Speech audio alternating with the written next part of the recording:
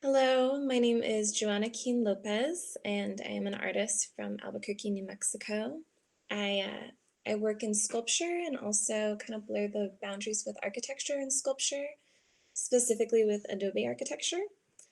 Um, so yeah, a lot of my practice is a lot about large-scale installations, sculpture, community engagement, sometimes performance, that all, for the most part, revolves around my practice with adobe architecture. So yeah, hi. I also have dabbled around with natural dyes, um, collecting different types of plants from the Southwest, and then working with those for dyeing paper, dyeing wool, or even medicinal like herbal medicine of the area has always been like an interest of mine. Um,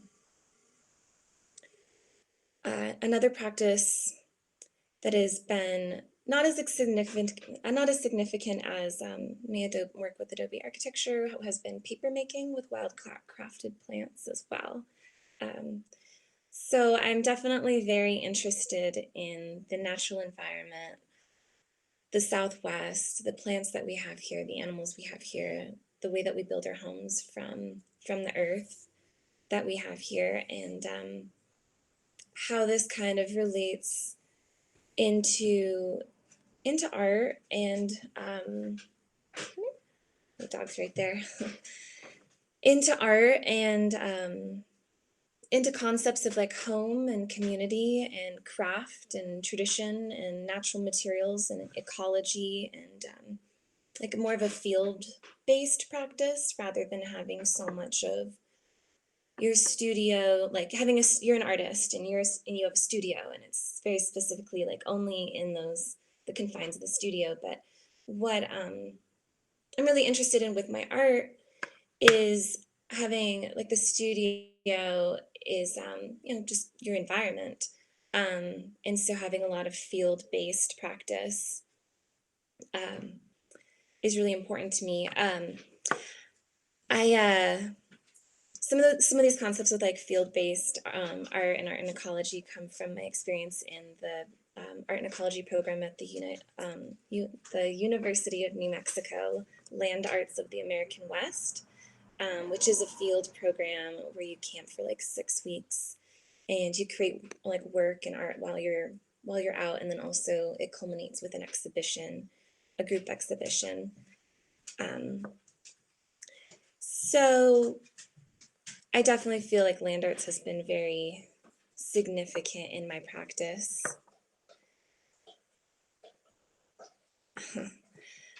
I'm currently out in El Rito. It's kind of like northern New Mexico. We're sitting at this ranch house, and so there's like kind of a lot of flies, and I think you can hear my dog over there. Um, yeah, so I am really happy to be here. I graduated from Albuquerque High, and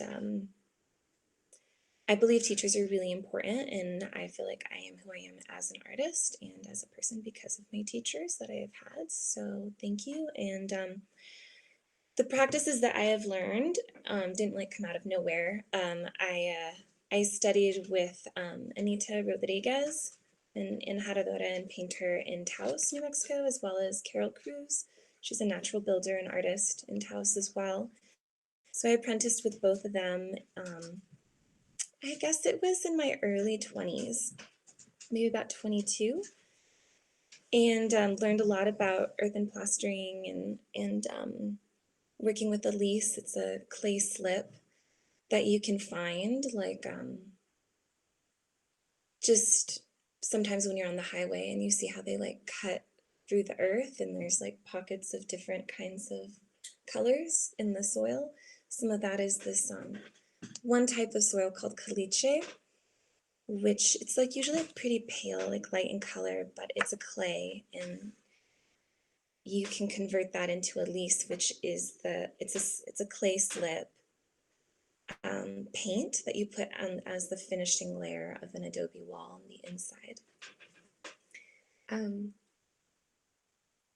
So I learned a lot of the practices from Anita and Carol. I was really personally inspired about learning more about land and home and how that has kind of bloomed into Adobe architecture in our region. Partially because my father's family is from Socorro, New Mexico, and we have an old land grant there and different old Adobe houses that were built by family members. And now the property is pretty, the family's really fragmented, and there's been a lot of trauma in the family and on the land as well. Socorro has a lot of issues. But the house now is abandoned, and the whole property really is. And I guess there's been a big part of me that's been interested in how this relates to home, adobe bricks. I feel it's these building blocks of home and family, and those are things that I'm particularly interested in with my practice. So yeah, I hope that the students can be inspired by art and how that is literally just right in our faces every day, just being here in New Mexico, the architecture, even the soil, how what the soil can become a part of someone's home, or different types of plants here, and how those can be a part of art in a lot of ways. And yeah, there's just kind of seeing our environment as art, and maybe how there is just this interconnectivity, and there's not really a separation really. So I think I'm going to go ahead and share some images of my work since I've been speaking for a while.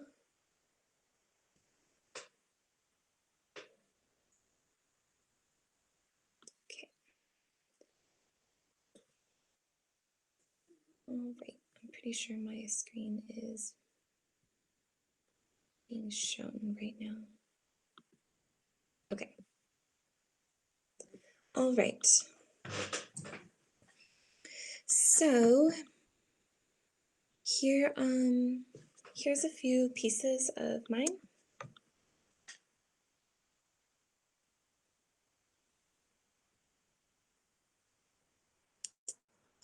Just taking a little moment. Okay.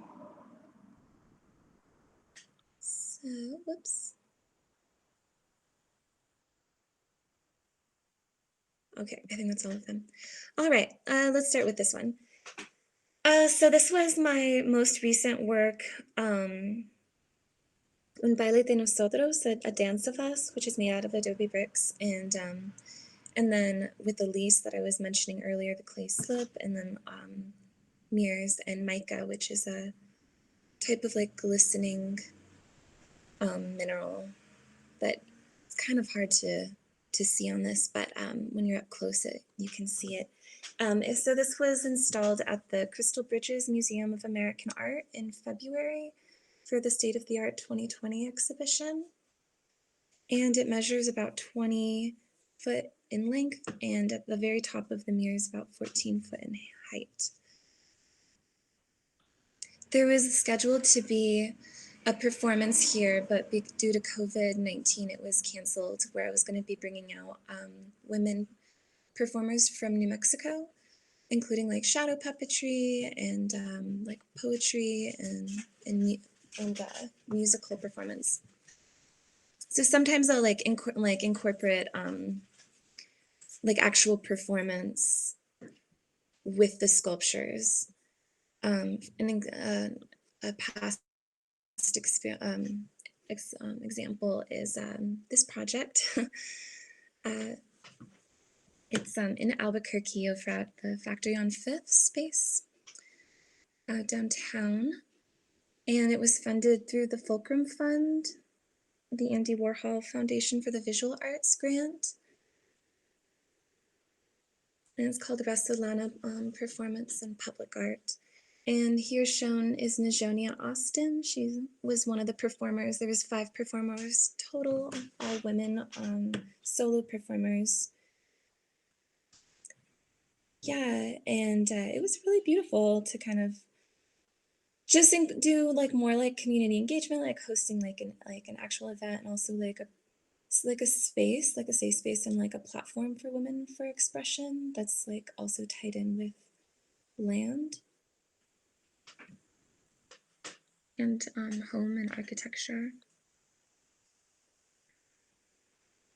And see here, let's look at this one really quickly. This was one called 9 Ways to Say Hello. That's made out of adobe bricks and mirror, and then lime wash, mica, and then the 3 circles, they're made out of cotton that's been dyed with cochineal insects and onion skins. And this was over at the National Hispanic Cultural Center Art Museum a couple years ago for the Race and Place in New Mexico exhibition. And it measures, it's a little hard to tell, but it measures about 15 foot in length and maybe about 8 foot in height for the adobe sculpture, and then yeah, maybe 10 foot, or sorry, 8 foot at the very, very top.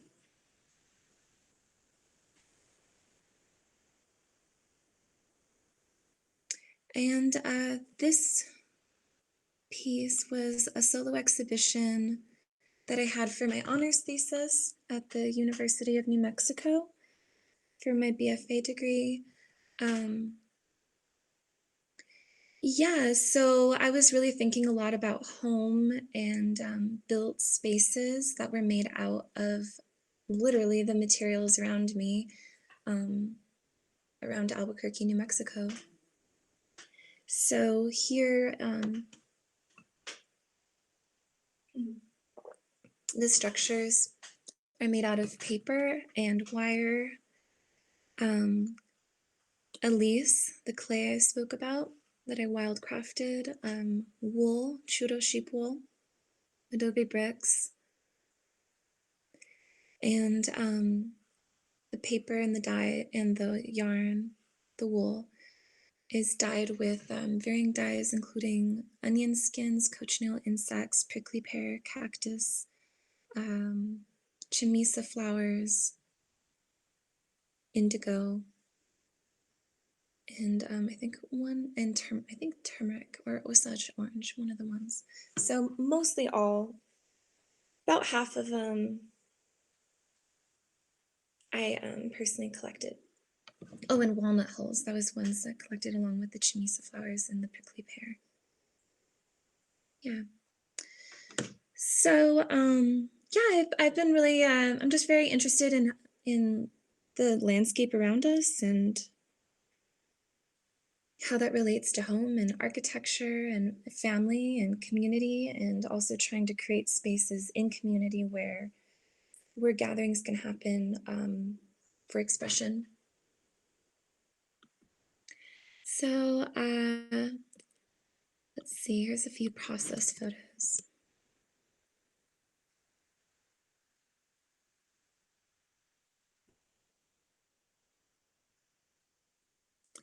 Here's one in front of the Harwood Art Center. I have a permanent installation there, expanding sequences, that's in the front. And then here's one up in Edgewood, New Mexico. I did with New Mexico Arts, Art in Public Places. Whoops. They have a program, I think they still have it going, temporary installations made for the environment. And so this was for that. Yeah. Yeah, so that was up there. And this one as well is at the Hispanic Cultural Center Art Museum for the 9 Ways to Say Hello installation. So those are a few process photos.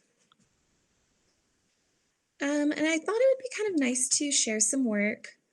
So Anita Rodriguez, who I mentioned earlier, who's one of my mentors. So she had a business called Enjarradora for I think like 20, maybe 30 years, where she basically was a contractor with Adobe architecture in Taos. And she's also an incredible painter. So I thought I would just show this one. And I think it's kind of interesting, like burying in the earth, and then also like building the earth up to like live in while we're alive too. Yeah, she's so amazing. And also when I was just thinking about like women and mud and land, like Ana Mendieta, she's pretty incredible. She was like a pioneer with like land art, but putting like the body into land, and like the specifically like a woman's body. So I think she's pretty amazing. There's one more.